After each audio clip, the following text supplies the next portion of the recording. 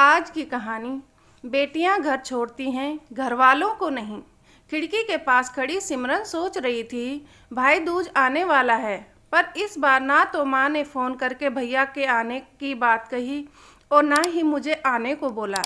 ऐसा कैसे हो सकता है? हे भगवान, बस ठीक हो सब कुछ। अपनी सास से बोली, माँ जी मुझे बहुत डर लग रहा है, पता नहीं क्या हो गया, मुझे कैसे भूल गए इस बार। सास ने इजाज़त देते हुए कहा, कोई बात नहीं बेटा, तुम एक बार खुद जाकर आओ।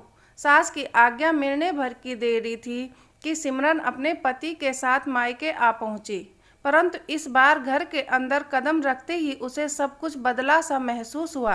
पहले जहां उसे देखते ही माँ पिताजी के चेहरे खुशी से खिल उठते थे, इस बार उन पर परेशानी की झलक साफ दिखाई दे रही थी।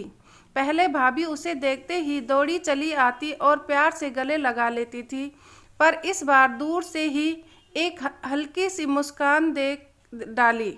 भैया भी ज़्यादा खुश नहीं दिखे। सिमरन ने जैसे तैसे एक रात बिताई, परंतु अगले दिन जैसे ही उसके पति उसे मायके छोड़ वापस गए, उसने अपनी माँ से बात की।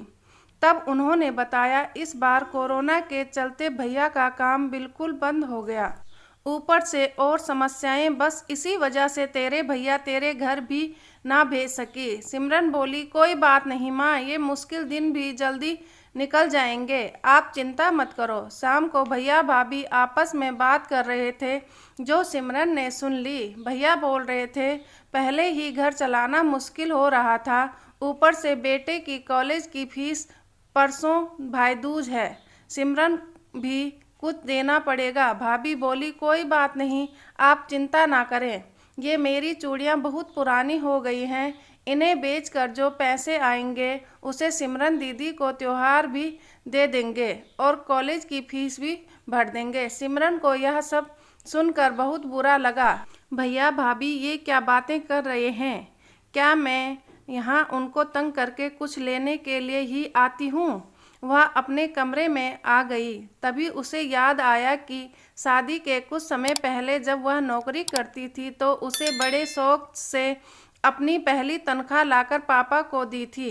तब पापा ने कहा था, ये पैसे अपने पास ही रख ले बेटा, मुश्किल वक्त में काम आएंगे। इसके बाद वह हर महीने अपनी सारी तनख्वाह बैंक में जमा करवाती रही। शादी के बाद जब भी मायके आई तो माँ ने उसे पैसे निकलवाने को कहा, पर सिमरन हर बार कह देती कि अभी मुझे ज़रूरत नहीं। पर आज उन पैसों की उसके परिवार को ज़रूरत है। वह अगले दिन ही सुबह भतीजे को साथ लेकर बैंक गई और सारे पैसे निकलवा कर पहले भतीजे की कॉलेज की फीस जमा की और फिर घर का ज़रूरी सामान खरीद कर घर वापस आ गई। अगले दिन जब भैया का टीका किया तो भैया ने भरी आंखों से उसके हाथ 100 का नोट रखा। सिमरन मना करने लगी तो भैया बोले, ये तो शगुन है पगली, मना मत करना।